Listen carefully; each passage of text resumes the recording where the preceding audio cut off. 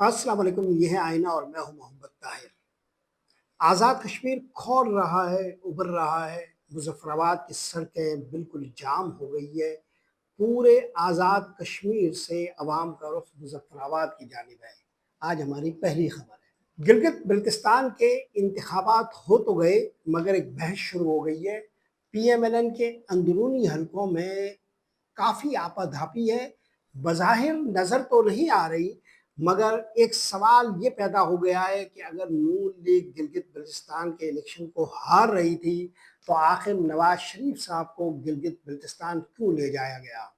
इससे PMLN के अंदरूनी हलकों में एक कशाकश की खबर मिलती है। इस पर बात करेंगे कुछ देर में। आखिर में हम ये ज़ेर बहस लाएंगे कि बजट के बाद आखिर क्या वफाकी काबीना में और सिंध कैबिनेट में कोई तब्दीलियां हो रही है। कहा यह जा रहा है कि काफ़ी सारे मसाइल वफाकी काबीना में भी हैं और सिंध काबीना में भी तब्दीलियों के कुछ इशारे हैं। पहली खबर की जानिब चलते हैं। 9 जून को अवामी एक्शन कमेटी ने एक एहतजाज की कॉल दी थी। मुजफ्फराबाद में असम्बली के सामने उन्हें धरना देना था, मगर इस दौरान जो वाक़यात रूनुमा हुए उस पर हम गुज़िश्ता वीलॉग में तफसीली रोशनी डाल चुके हैं।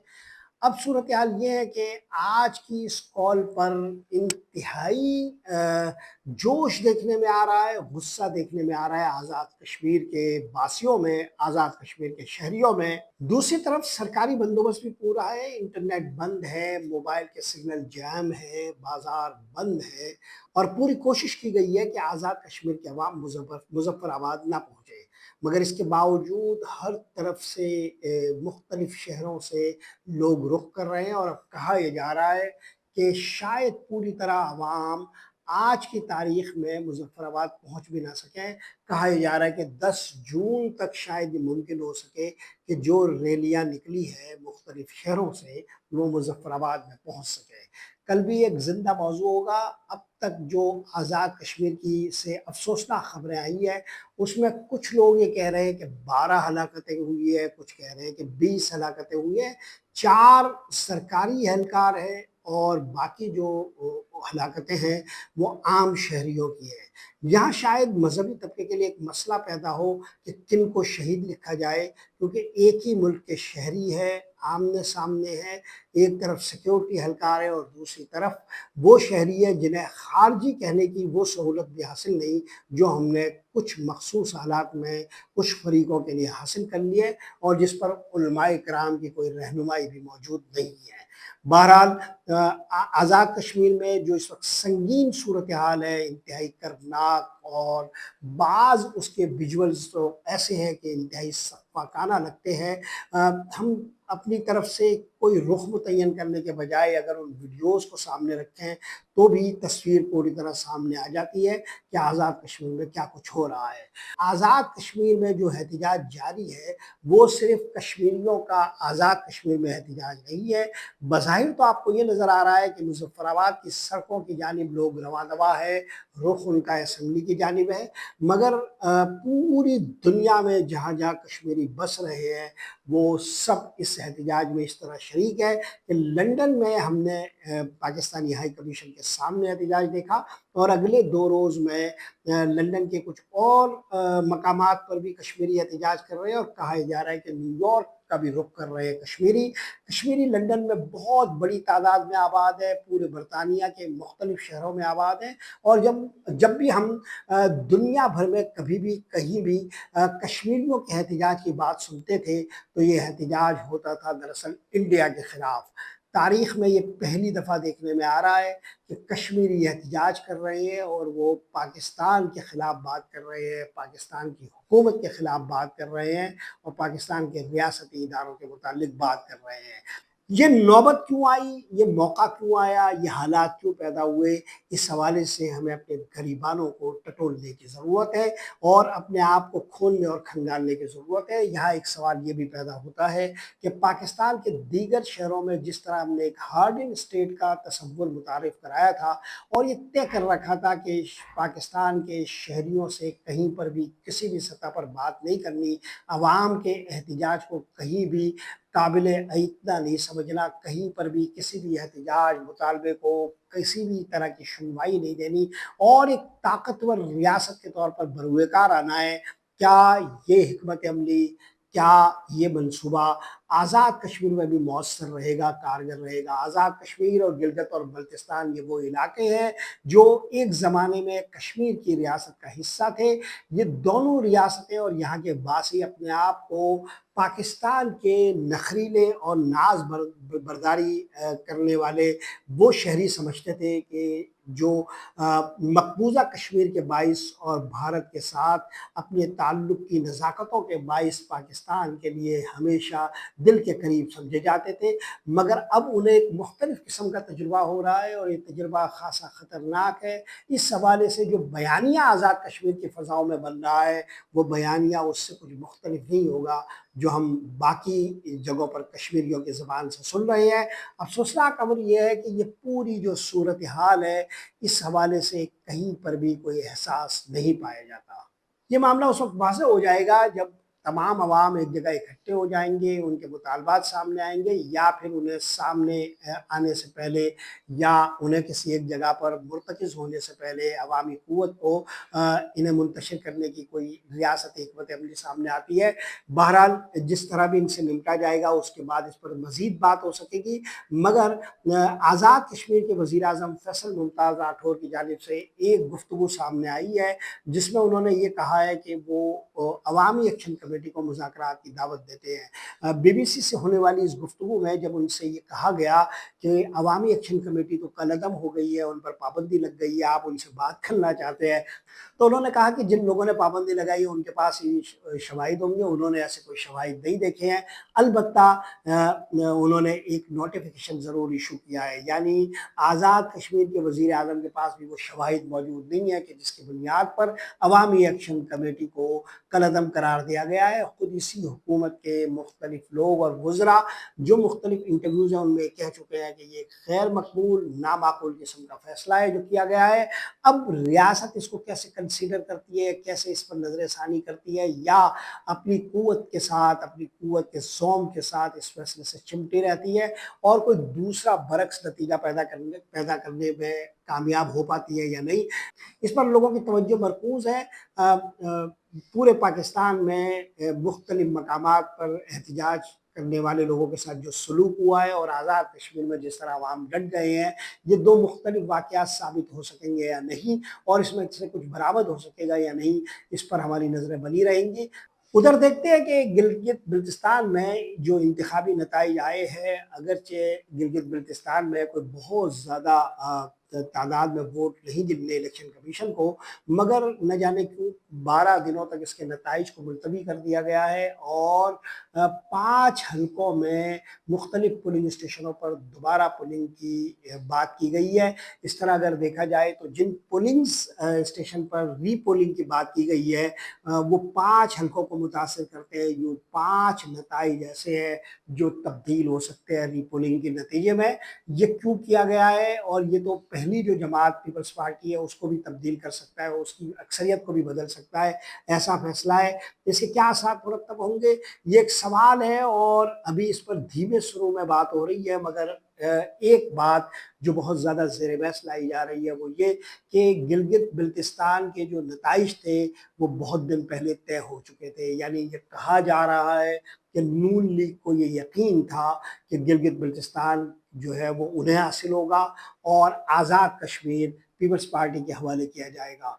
इस फार्मूले पर मबनी जो बंदरबांट थी उसी का नतीजा था कि मियाँ नवाज शरीफ साहब को धूप खिलाने के लिए गिलगित बिल्तिस्तान ले जाया गया।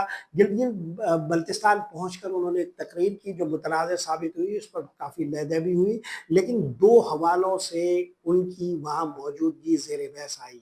पहली बात तो ये की जा रही है कि अगर گلگت بلتستان میں جو نتائج تھے وہ پی ایم ایل این کے حق میں نہیں تھے اور کسی سطح پر یہ فیصلہ نظر ثانی کا محتاج رہا ہو اور نظر ثانی اس پر کی گئی ہو، تو آخر میاں نواز شریف صاحب کو کیوں لے جایا گیا، ان کو کیوں وہاں لے جا کر ایک طرح سے اس پوزیشن پر لا کھڑا کیا گیا کہ انہیں ایک نامقبول آدمی کے طور پر پیش کیا جائے، ایک نامقبول رہنما کے طور پر پیش کیا جائے۔ دوسری بات یہ کہی جا رہی ہے کہ جس مجمع کے سامنے انہیں کھڑا کیا گیا وہ مجمع بھی دراصل گلگت بلتستان کے لوگوں کا نہیں تھا، وہ مجمع دراصل کچھ اور لوگوں کا تھا، اور عام آدمی اس نواز شریف صاحب کی گفتگو کے ساتھ اس طرح کنیکٹ بھی نہیں تھا، کوئی رد عمل نہیں آ رہا تھا جو تقریر انہوں نے کی۔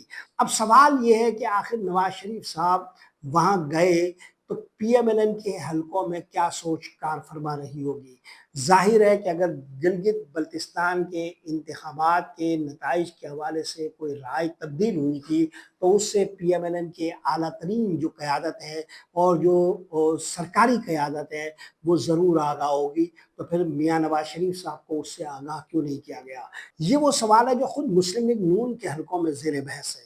مسلم لیگ نون سے جو خبریں باہر آ رہی ہے وہ یہ ہے کہ پی ایم ایل این کے اندر مختلف رہنماؤں کے 2 جتھے کام کر رہے ہیں اور وہ الگ الگ سمتوں میں ہیں۔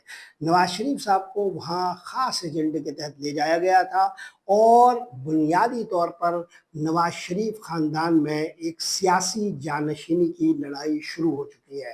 شہباز شریف کے بچے اور نواز شریف کے بچے اس حوالے سے ایک کشمکش میں ہیں اور ایک چھینا جھپٹی کی حالت میں ہیں۔ اس کے باوجود کہ پی ایم ایل این کی عوامی حالت بہت کمزور ہے، اس کے باوجود کہ ایک نامقبول جماعت بن چکی ہے، اس کے باوجود کہ خود لاہور کے اندر اب یہ بہت معمولی سطح کی حمایت اپنی رکھتی ہے، اس کے باوجود شہباز شریف کے خاندان میں اور نواز شریف کے خاندان میں پارٹی پر گرفت کے حوالے سے بھی مسائل موجود ہیں، اور حکومت اور مرکزی جو سیاست ہے یعنی وفاقی حکومت میں جو بندرباٹ ہے اس حوالے سے بھی مسائل موجود ہیں۔ کہا یہ جا رہا ہے کہ میاں نواز شریف صاحب یہ چاہ رہے ہیں کہ مریم نواز شریف صاحبہ کو اسی بندوبست میں وفاقی حکومت کا حصہ بنا دیا جائے، یعنی وزارت عظمیٰ کے منصب پر بٹھا دیا جائے، اور کہا یہ بھی جا رہا ہے کہ حمزہ شہباز صاحب اپنے لیے کوئی جگہ بنانا چاہتے ہیں مگر مریم نواز صاحبہ اس میں رکاوٹ ہے، نہ انہیں پنجاب میں کوئی سیاست کرنے دی جا رہی ہے اور نہ انہیں وفاقی سیاست میں کوئی جگہ مل رہی ہے۔ تو یہ وہ مسائل ہے جو اس خاندان میں موجود ہے، اور یہی وہ وجہ ہے جس کے باعث نواز شریف صاحب کو نامقبول فیصلوں کی طرف دھکیلا جا رہا ہے۔ گلگت بلتستان میں انہیں لے جایا گیا، اس کے باوجود کہ کسی بھی سطح پر یہ یقین دہانی یا یہ بات موجود رہی ہوگی کہ اب مجبوراً گلگت بلتستان کو پیپلز پارٹی کے حوالے کیا جا رہا ہے کسی فارمولے کے تحت، اس کے باوجود میاں نواز شریف کو وہاں بھیجا گیا، اور جب یہ نتائج آئے تو گلگت بلتستان میں موجود پی ایم ایل این کے رہنماؤں نے میاں نواز شریف صاحب کو کہا کہ یہ دراصل آپ کی بے عزتی کی گئی ہے۔ اس بات کو میاں نواز شریف صاحب نے برا بھی منایا ہے اور اس کا ذکر اب پی ایم ایل این کے حلقوں میں ہو بھی رہا ہے۔ اس پوری صورتحال میں خواجہ سعد رفیق کا ایک بیان بھی ہے جس میں بظاہر تو انہوں نے بہت ہی ہلکے اور مدھم طریقے سے کچھ چیزوں کی نشاندہی کی ہے، مگر انہوں نے یہ کہا ہے کہ ہمارے پاس آزاد ارکان اور وہاں کی عوامی حمایت حاصل کرنے کے لیے اس تعداد میں رقم موجود نہیں تھی، اتنی رقم موجود نہیں تھی جتنی کہ پیپلز پارٹی کے پاس تھی۔ یہ بات جو خواجہ سعد رفیق نے کہی ہے جس میں وہ یہ کہہ رہے ہیں ملفوف طریقے سے کہ پیپلز پارٹی کے پاس پیسے بہت تھے ہمارے پاس نہیں تھے، اگر یہ ایک انتخابی عمل تھا تو اس کا جائزہ کیا اس طرح لیا جاتا ہے، یا اس کا بیانیہ کیا اس طرح ہوتا ہے کہ ہمارے پاس پیسے نہیں تھے اور پیپلز پارٹی کے پاس پیسے تھے؟ اگر ووٹ کوئی مینڈیٹ ہے، عوامی حمایت کوئی مینڈیٹ ہے، تو اس کے مقیاس کے لیے، اس کے تجزیے کے لیے، اس کے جائزے کے لیے یا اس کے کسی پیمانے کے لیے پیسہ کبھی بھی حوالہ نہیں بنا ہے۔ مگر خواجہ سعد رفیق جب یہ کہہ رہے ہیں تو دراصل ان کا جو اشارہ ہے وہ یہ کہ خریداری کے عمل میں ہم پیچھے تھے اور پیپلز پارٹی آگے تھی۔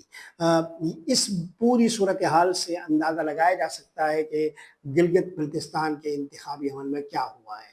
उजलत में ये भी देख लेते हैं कि बजट की एक तारीख आ चुकी है। वफाकी बजट के बाद ये अंदाज़ा हो सकेगा कि पीपल्स पार्टी के साथ जो मामला तय हुए हैं वो किस बुनियाद पर तय हुए हैं। वफाकी बजट में बहुत तवील एजेंडा है, बहुत बड़ी रकम सूबों को देनी पड़ रही है वफाक को, और इस हवाले से जो खींचातानी सूबों के अंदर वफाक के साथ हुई है वो अपनी एक दास्तान सुना रही है। मगर ये सारी जो बातें हैं ये बजट की मंजूरी के साथ सामने आएंगी। लेकिन यहाँ एक बुनियादी किस्म का मसला पैदा हो गया है, और वो ये कि किसी सतह पर ये सोच मौजूद है कि वफाकी काबीना में भी कुछ तब्दीलियों की ज़रूरत है और सिंध काबीना को भी तब्दील करने की ज़रूरत है। सिंध काबीना में पहली मरतबा जो तब्दीली की बात हुई है वो सिंध के किसी सहाफ़ी के ज़रिए नहीं हुई है, बल्कि इस्लामाबाद के सहाफ़ियों से ये बात करवाई जा रही है। और इस मरतबा हदफ मुराद अली शाह को बनाया गया है। मुराद अली शाह को हटाने की इससे पहले भी 5 बड़ी कोशिशें हो चुकी हैं, और हर कोशिश में जो 2 बड़े नाम सामने आते रहे हैं वो नासिर शाह और शर्जील मेमन के आते रहे हैं। इस दौर में शर्जील मेमन सबसे ज़्यादा आगे हैं, और शर्जील मेमन बहुत अरसे से ये कोशिश कर रहे हैं कि वो इस मनसब पर बराजमान हो। इस हवाले से उन्हें वफाकी हुकूमत की भी हिमायत हासिल है। उनके साथ वफाक के किसी भी रहनुमा की जब मुलाकात होती है तो इस किस्म की चहमगोइयाँ होने लगती है। बहरहाल शर्जील मेमन एक मजबूत कैंडिडेट है, मगर इस मरतबा जो अलग हुआ है वो ये कि बातचीत हो रही है इस्लामाबाद में, और इस्लामाबाद से ही सहाफ़ी इस खबर को सामने ला रहे हैं। अगर सिंध में मुराद अली शाह की तब्दीली होती है और वफाक में कुछ तब्दीलियाँ होती है तो ये बजट के बाद हो सकेंगी। वफाक में जो तब्दीलियाँ ज़ेर बहस हैं उनमें कहा यह जा रहा है कि वज़ीर दिफा तब्दील होंगे, एहसन इकबाल साहब भी तब्दील होंगे, और कुछ नए वज़ीर इसमें शामिल होंगे। पीएमएलएन से ही शामिल होंगे, मगर वो निस्बतन वो लोग हैं जो इस्टेब्लिशमेंट के ज़्यादा करीब समझे जाते हैं। वज़ीर ख़ज़ाना की कुर्सी भी ख़तरे में कही जा रही है। और इधर सिंध में जो मुराद अली शाह के हवाले से बात कही जा रही है उसमें अहम तरीन बात एक ये भी है कि हमेशा मुराद अली शाह अपने आप को बचाने में कामयाब रहे हैं। उनकी जो सर्वाइवल इंस्टिंक्ट है वो बहुत मजबूत है, और उनका हमेशा दिफा बिलावल भुट्टो साहब ने किया है। हमेशा जब मुराद अली शाह के हवाले से कोई बात हुई है तो वो फरियाल तालपुर साहिबा और आसिफ अली जरदारी के हवाले से सामने आई है, और इसमें जो सबसे बड़ी रुकावट बनी है इस फैसले की राह में वो बिलावल भुट्टो साहब बने हैं। तो मुराद अली शाह का हमेशा तहफ़्फ़ुज़ बिलावल भुट्टो साहब ने किया है। इस मरतबा भी करेंगे या नहीं ये हम देखेंगे बाद के दिनों में, बजट के बाद के हालात में। आज के लिए यही कुछ। मोहम्मद ताहिर को इजाज़त दीजिए। अल्लाह निगहबान।